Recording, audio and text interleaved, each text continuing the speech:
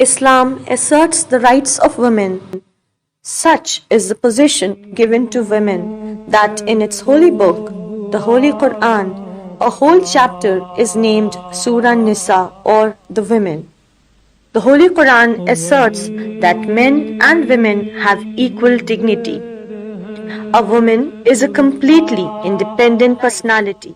Prophet Muhammad, peace be upon him, upheld the cause of women, especially widows.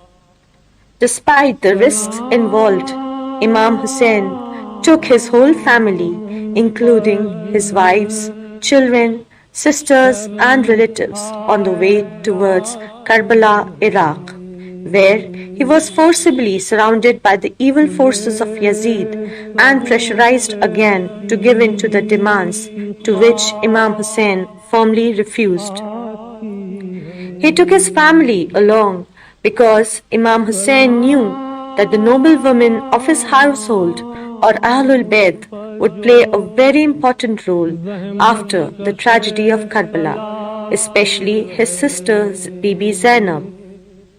He took his family along because Imam Hussain knew that the noble women of his household, Ahlul Bayt, would play a very important role after the tragedy of Karbala, especially his sister Bibi Zaynab, whom he assigned the task of taking care of women and children after his martyrdom. It is worth mentioning the fact that both men and women of the Prophet's household played a significant role in this battle, wherein men displayed their physical strength while women stood behind each one of them in supporting their leader Imam Hussain.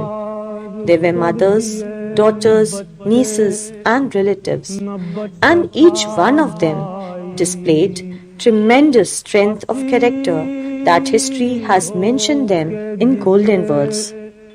These noble ladies saw their men, brothers, nephews, children and relations brutally murdered right before their very eyes. Harassed without food and water, their tents burned and terrorized by the 3 lakh plus forces of the evil army of Yazid. Although they lost their protectors and hope, yet they kept their values and dignity intact. These noble ladies sacrificed all that they had in terms of worldly possessions to upkeep the truth and to surrender themselves to the will of God. The brave ladies of Imam Hussein's camp showed to the world that a woman's role is not only defined within the 4 walls of a house.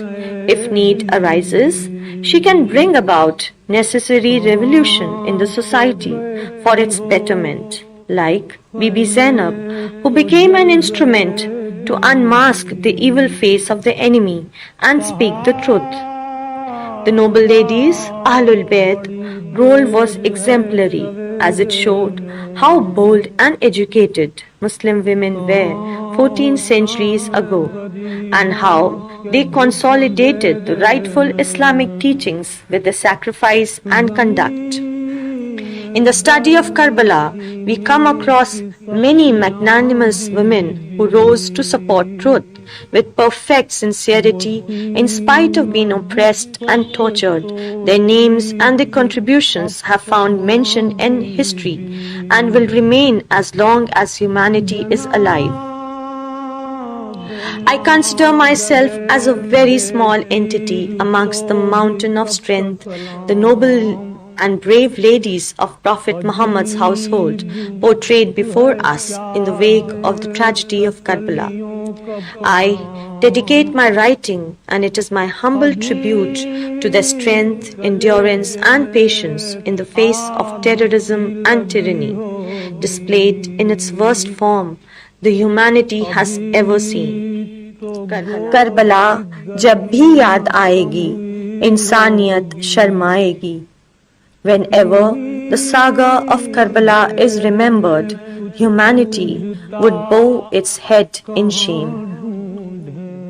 My sincere tributes to Bibi Kulsum, the sister of Bibi Zaynab and Imam Hussain, Bibi Fizza, Bibi Baneen, the mother of Hazrat Abbas, Bibi Zaynab, mother of Hazrat Ali Asghar, and Bibi Sakina, the brave ladies of Bani Asad tribe who were instructed by Imam Hussain to bury the bodies of martyrs of Karbala.